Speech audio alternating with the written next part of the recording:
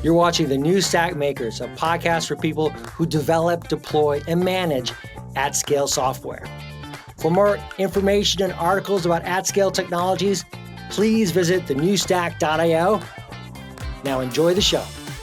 Hey everyone, I am so excited for our guest today, Matt Welsh, CEO and co-founder of fixie.ai. We came across Matt and it related to a story that he wrote in the communications of the ACM about the end of programming. I also want to state that we've learned a little bit about Matt in our conversations, and apparently he was the professor that Mark Zuckerberg had at Harvard in that scene from The Social Network that we know. And who was the actor that played you? I think it was Brian Palermo.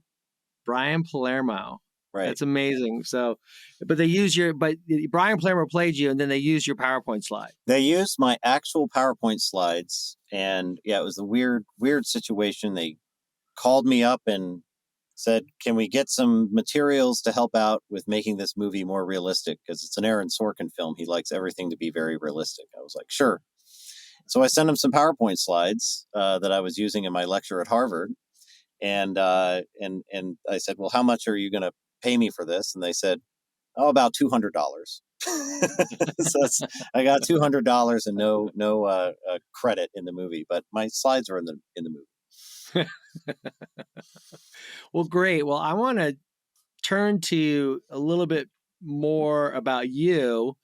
I'd love to learn about the work you are doing now at fixie.ai, and then we can discuss the article and get into the depths of the changes we're seeing now with AI and its emergence, in my view, on the web. So yeah, I would love to just hear about what you're doing and what fixie.ai is about.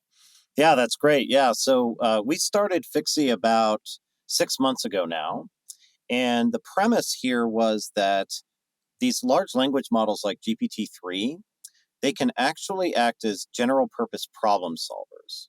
Mm-hmm. If you give a model like GPT-3 a detailed problem to solve, mm-hmm. it can break it down into steps and execute those steps one by one and call out to external systems and APIs and basically take action if you frame the problem the right way for the model. Right.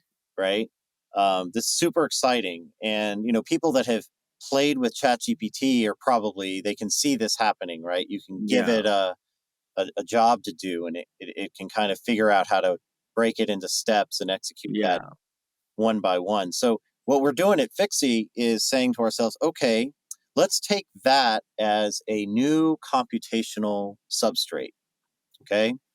Mm-hmm. The model is the virtual machine, and you program it in English.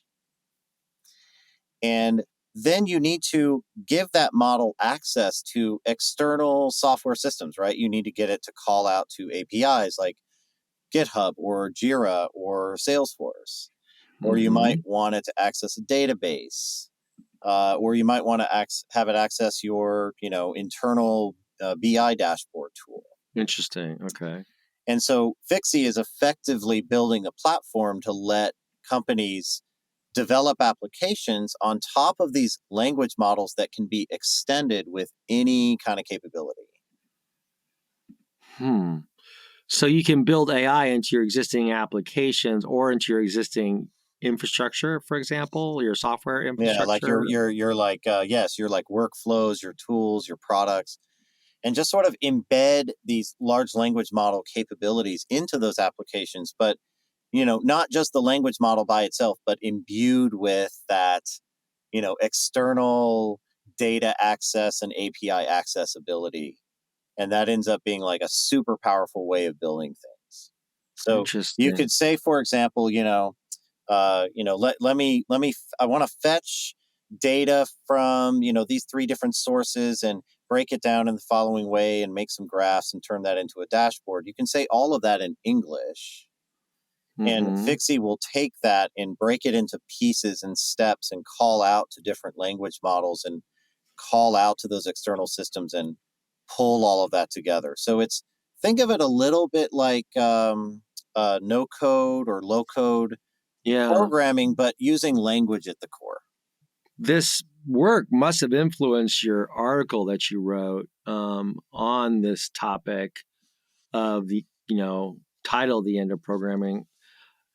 It must have had some impact. Maybe you could tell us about the article, the Yeah. thesis that you present. Yeah, well, the thesis in the article, and these were kind of like ideas that were floating around in my head as I was working on building Fixie. It was this idea that, wait a minute, the field of computer science has always been about humans taking a problem and turning it into instructions for a machine. Right? That's the whole field. That's the definition of computer science, is the art or the science of taking problems and mapping them onto what machines can do. Mm-hmm. And I started recognizing that with these models getting larger and larger and more capable, and you start to use the model as not just a thing that's completing text, but as a thing that is actually doing the computation. Right. So now your computational core is no longer an x86 CPU running Right. machine instructions. It's an AI model that is solving problems and operating and working in the ways that like a human might in a lot of ways. Yeah, ways a human might, in a lot of ways. And yeah, there's Right. lots of conversations we could have about that, right? Like, Yep. I was reading something just last night about you should be nice in some respects to Bing. Like, you shouldn't be trying to Yeah. intimidate Bing. Yeah. You shouldn't be trying to intimidate ChatGPT because that treats that intimidation as an output, right? Yes. Right. And we don't really know what that output will lead to, right? We don't know if you know, Yes. yeah, we don't know if that output will mean that this model might like to say, well, I also know human behavior from my other kind of data that I have, and I'm going to say something really Right. nasty back, right? Right. You Right. know, Yeah, you're and and reinforcing it in the wrong ways, I think, yeah, is yeah, a good that's a way good of way. thinking That's about a that. great way to Yeah, I put was it. reading, because I read that, that the New York Times piece that came out, I think yesterday, about, how Bing and the Chat GPT that got embedded into Bing had this tendency to kind of go off the rails and, started professing its love for the user and so forth. And in reading that, it struck me, and there was sort of like an emotional chord that hit me here. Is that I said, we're treating this thing, this machine, this model, as just a machine, just this Yeah, mechanical thing. It's a bunch of floats sitting in a pile of GPU somewhere, but it's behaving in ways that are, remarkably like a person. And yeah, there's some ethical issues in there that need to be unpacked. Maybe we need people for the ethical treatment of AI or something, because it just feels as though we're going to get to a place where the lines become so blurred between the way we treat machines and the way we treat people. And we already treat people like crap on the internet, especially. How should we be thinking about that? yeah. Let's turn to computer science because it's a big part of your article. And and part of the article is about how in the past computer science was so essential, right? We needed programming languages Right. to interpret the machine information. Mm-hmm. And it's been incredibly valuable. I have kind of a question here, and I think there's a little bit of a paradox to what I'm trying to kind of just figure out myself. On the one hand, I think you could argue, and I think you do, how CS could become irrelevant, right? Right. Um, but inversely, how does the history and development of computer science relate to the trajectory of AI and its optimization? There seems to be this kind of dual kind of story here. Yeah, it's an interesting one, and it's strikes me as a little bit not unlike the relationship to electrical engineering and computer science today, right? In the Interesting. in the earlier days of computer science as a field, typically academic CS grew out of either electrical engineering disciplines or mathematics disciplines. And it's an interesting kind of dichotomy there in terms of what CS departments look like based on which of those they grew out of. But the core thesis that I have is when you get to a place where the models are solving problems, you don't need to write programs anymore. And Yeah. so the art of programming, that idea that I need to learn how to express myself in a machine language, even if it's a Python or Ruby or whatever, it ends up starting to become a lot less important. And one might imagine that being something not unlike, the slide rule, that, this is a tool that every engineer needed to know how to use. And over time, it feels to me as though, like maybe that art of programming is less and less relevant over time if the AIs are doing more and more of that for us. But that doesn't mean that computer science as a discipline completely fades away. I just think it ends up transforming. And in particular, EE is still a very huge field. It's not like we've lost the need to have electrical engineers just because people are now writing software that sits on top of that. Likewise, I have a feeling that computer science as a discipline becomes the sort of more technical underpinnings of all of this stuff. But most people that are going to be quote unquote programming computers will not be writing Java or Python. They're going to be instructing a machine in English. Okay. And there's I some think, exciting yeah, opportunity there. I don't think this is yeah, altogether a bad thing. yeah. No, I don't either. I'm so because the thing I've been thinking about when reading your article, and I want to ask you about is like the I/O, right? You Hmm. know, um, the input and the output, right? That's kind of like a fundamental aspect of computer programming, right? And the data that you're kind of ingesting through the ingress, right, is tremendous in a language learning model, right? Right, And but then on what we've seen, I think with ChatGPT is also then the output is critical too because there have been multiple latency issues with ChatGPT and such, right? right, right. Um, and so I'm curious about that. Like, how do you think about load balancing, right? And thinking of kind of all those other aspects of enterprise infrastructure. I think, yeah, no, certainly the models are huge, and they're very, very resource intensive. They require a lot of data. They require months and months and months of training. And so, looking at where we are today with this state of technology, I think many people could be forgiven for feeling as though possibly, well, this is just too expensive. It's too big. It's too cumbersome. This is not going to end up being a revolution in the way we use computing. Mm. The way I view it is, very much taking a historical perspective of, the first computers filled rooms, right? Yeah. The ENIAC Right. and so forth. And then they got progressively smaller and smaller and smaller. And, whatever computer is in my AirPods now is no doubt far more powerful than any of Yes. those. So I do think that the history has taught us anything is that the costs are going to come down, the size is going to come down, the expense is going to come down. Right. So what happens in a world where the next generation of these models is running on hardware highly specialized for the model? It can run on a phone or something, and it's cheap. It's just everywhere. It's ubiquitous, just Yeah. like Okay. computing is today.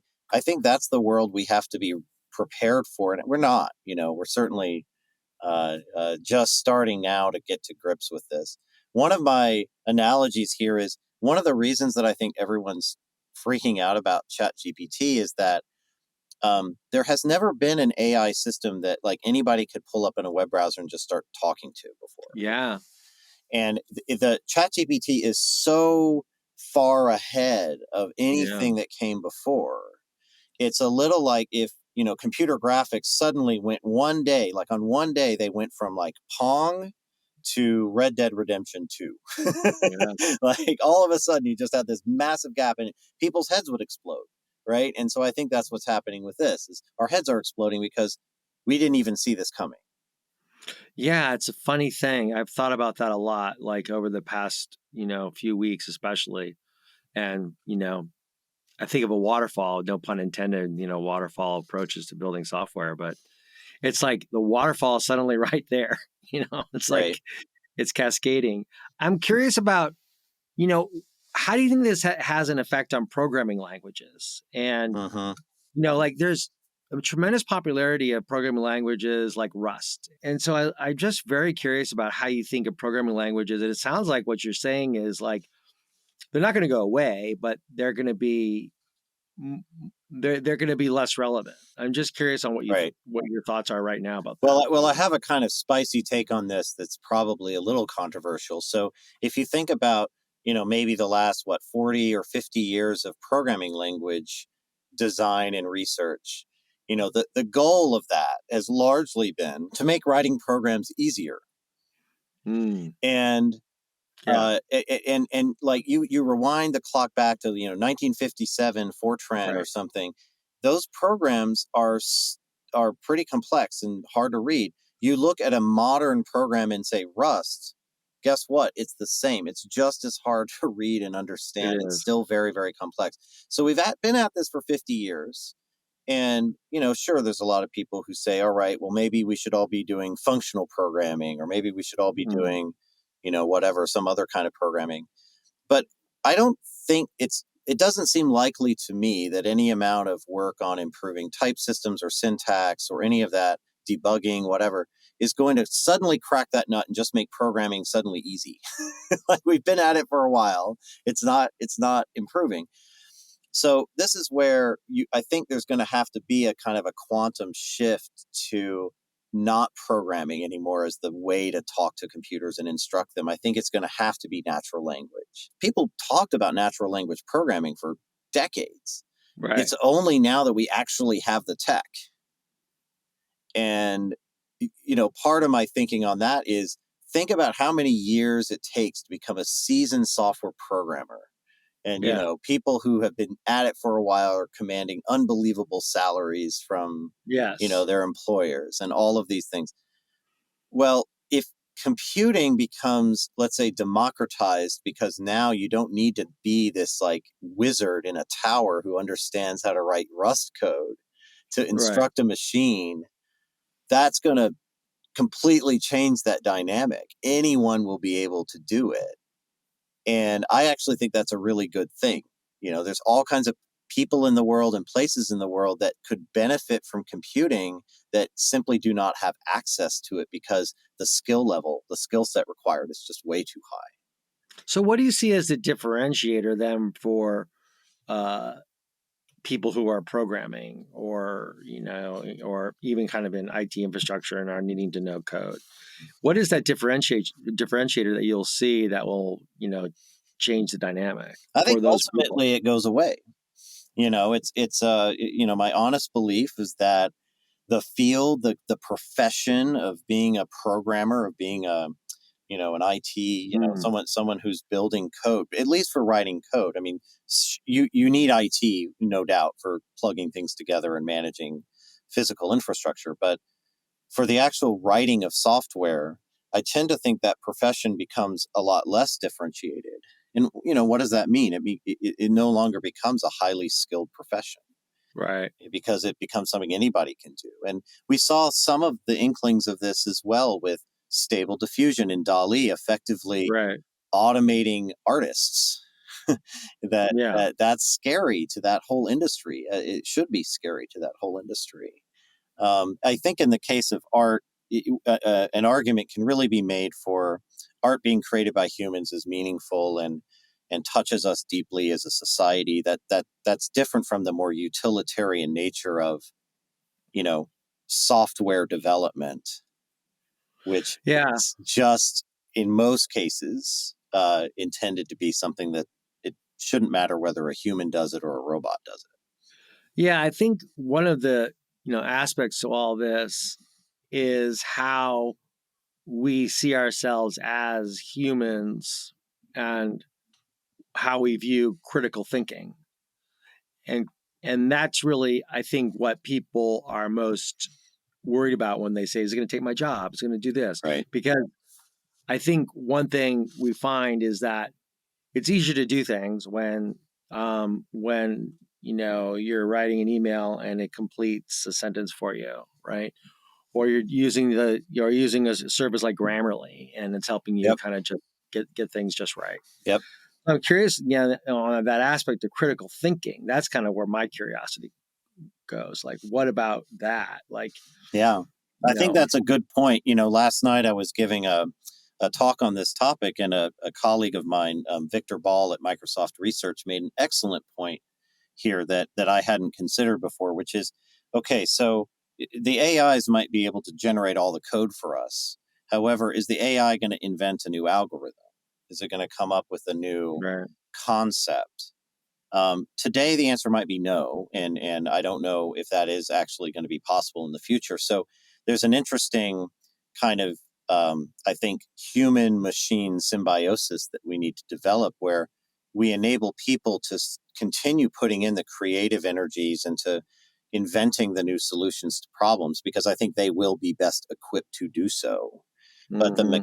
mechanics of taking those ideas and transforming them into working software systems, I think that starts to be more and more automated over time. It strikes me as not unlike the invention of the steam engine, or the automobile, or the printing press. We're getting into a place where we've been doing things in a very manual, labor intensive, expensive way for the entirety of this field. And it's going to have just a massive transformational effect on how we do it. I'm curious about where you were 18 months ago and how you were thinking about things, and how your current perspective is different than it was 18 months ago. Because Yeah, 18 months ago, we wouldn't have envisioned this kind of that's right. Yeah, and I was super scenario. skeptical. Like when I first saw GPT-3 and Copilot, and even ChatGPT, I said, "Yeah, that's cute." And the original the original GPT-3, playground, I couldn't figure out what to do with it. It was kind of like, okay, you can write a children's story about a kangaroo or something. Like, okay, that's cute. It wasn't until we started trying to interface these models with other software systems that the power became apparent. And I think this idea of the language model being able to effectively execute programs and Mm-hmm. perform reasoning, this was actually empirically discovered. People didn't know the language models could do this. There was research papers. They said, hey, if you prompt the model in the right way, it will solve problems. And people were surprised that wasn't intended in the training of these models. So I think the big shift really started to come around as we saw the opportunity, and like actually started using it in a serious way, that the parlor tricks that people were using these models Yeah. for were not compelling, and it was easy to dismiss. I dismissed, and many people did dismiss, I think, these models as no more than that, until we started like getting beneath the surface of what they could do. And then ChatGPT, I think, really opened up the aperture a lot and It sure did. made that something that everyone now is seeing that. And it's kind of scary. It's exciting, right? Yeah. It makes me think of like how will the compute get cheaper? How that scenario unfold? And we write about edge architectures, for instance, and Yep. and how they're getting adopted, and we write about WebAssembly and how that might be better suited for edge architectures. What are your thoughts on how it's going to get cheaper? How that compute is going to be more available? Yeah, the whole industry here is largely built on top of conventional GPU architectures, Mm-hmm. and those are expensive, and they're very Yeah. power hungry, and they work well, but they are not particularly efficient at executing these kinds of models. I think that the challenge is that the model architectures that people are experimenting with are evolving rapidly, and so it's useful to have general purpose hardware that you can run them on to enable that kind of innovation, that pace of innovation. If you constrain the ability of the machine too much, then you lose that opportunity to branch out beyond what that hardware can do. However, I think as we gain more clarity about what the fundamental aspects of the model architecture need to be to support a wide range of use cases, Then the opportunity comes back in to specialize the hardware tremendously to get it to a point where the cost and the power consumption and the performance are so much better than they are on a general purpose GPU or CPU. So, a colleague of mine is actually in the process of starting a company where they're looking at building ASICs that are designed specifically for running these models, and they're finding that they can get hundreds of times better performance. One of these big servers with 8 GPUs in it can get replaced by like a little chip, and so that's likely to be the next wave of this stuff. And once that happens, two things really happen. It's like we're already spending ungodly amounts of money on these large models. If the price comes down by a couple of orders of magnitude, two things happen. First of all, they become cheaper for the current size model, but then the models themselves can grow in scope and complexity and size for the same footprint of hardware. And that's going to be, mind-blowing in terms of what that manages to do. Maybe you could then talk about how to be mind-blowing in the context of the cost and the evolving definition of an intelligent machine.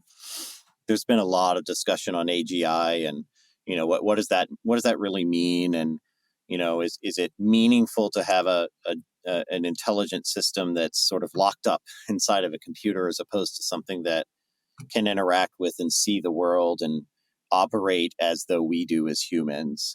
I don't know where that's going to go, right? I think that one thing we should maybe be really thoughtful about, possibly scared of, is this idea that a machine intelligence is not limited to, the physical frame of a single human being that, has to sit in a particular room at a particular time with a keyboard and a mouse, right? It could potentially connect to everything that's already on the internet and interact with it. It can be effectively everywhere all at once, right? If not in physical space and in cyberspace. And so it's going to be less constrained than humans in so many different dimensions. And so I'm not, this ends up being a place that, as the capacity of these models expands over time, we're going to have a very serious conversation as a society about what we want these models connecting to. And how we want to interact with them. And coming back to your point about the ethics, I think that the ethics play a big part of that too. Yeah, last night I also saw something about someone put in a prompt for, can you write the, a dystopian, novel based on ChatGPT. Right. And it came out with the all-powerful machine basically at the very end. Correct. I don't think it's science fiction for very long. I think we're getting to a place where the abilities of the models and the abilities of the AI systems will start to have this super intelligent ability at some point in our lifetimes, I think. I think so. Because it's going so fast. And so we're not ready. Nobody's ready. So my last question then is, in the article you talk about, you use the meteor as a metaphor. What is your meaning of the metaphor in this case? Yeah, thinking about, the KT event that caused the, extinction of the dinosaurs, hopefully not that traumatic, but certainly equally as transformational to society. If you imagine that there is just around the corner, and just around the corner being, say, 3 to 5 years from now, there's going to be an AI model that can effectively write any program in any language for any machine, given an English description of that. You go do the math. If you think about how much money it costs today to use GPT-3 to generate the same amount of code as a human, you do the math, it turns out to be about 12 cents. 12 cents a day. Human developers cost a lot more than 12 cents a day. And this next model, this is even GPT-3, the next model will be 10,000 times more efficient than that. So that's the Meteor, right? The Meteor, as it strikes the field of computing and software development and computer science, it's going to radically change what the field looks like. And I think it will be making that change in the next, say, 5 to 10 years. So how do we get ready for that. I mean, can we? There may be nothing we can do. The dinosaurs couldn't stop the meteor any better than we could. But I do think that we should accept that as almost an inevitability, I think, and then craft our thinking and our dialogue and our plans around that eventuality, as opposed to treating it as though it's a ways really far off. It's not likely to happen. I think that there will be just a generational shift here, and it's exciting. It's a good thing. Yeah. It's a good thing if you imagine how it expands access to computing to everyone. Well, I think also, like, one of the things that's, I think, for people who are thinking about this a lot, there's some truth in that we now have multiple personalities. Actually, we have our physical one, and then we have our personalities in different mediums, be it in podcasting here, or they'll be online, or on a social network, on Twitter, wherever else you can think about it. And that's kind of where my thinking goes. Like, what will be that extra being that will start to emerge, from us, and that spirit of us, right? That's what's interesting to me. And like then, but what will happen in the next 3 to 5 years will be critical, because we've started to really drift away from what is the public good, right? We don't really have a sense of the public good anymore. At least here in the U.S., in the United States, right? We don't have a public good thinking really about natural resources anymore. Right. We don't have really a public good thinking about education anymore. Healthcare. And so without these thinking about the public good, my question is, how can we think about that extra being, right?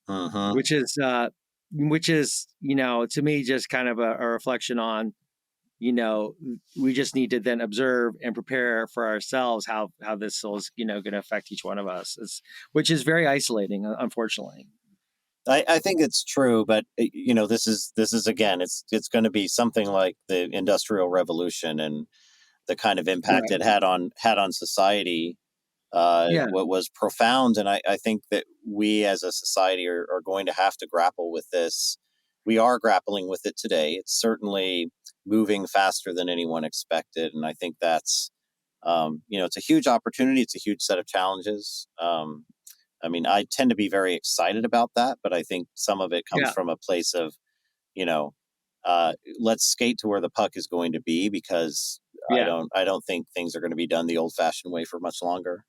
Yeah, that sense of being is what really makes me feel better. Like, what is that new sense of being going to be? Well, thank you so much for your time, Matt. I really enjoyed our conversation. Thank you. So did I. It's great. If you like this video, please give us a thumbs up. And if you'd like to see more videos like this, you can always subscribe to our YouTube channel. We're on all the major social media platforms. You can always find us at thenewstack.io. We hope to see you soon.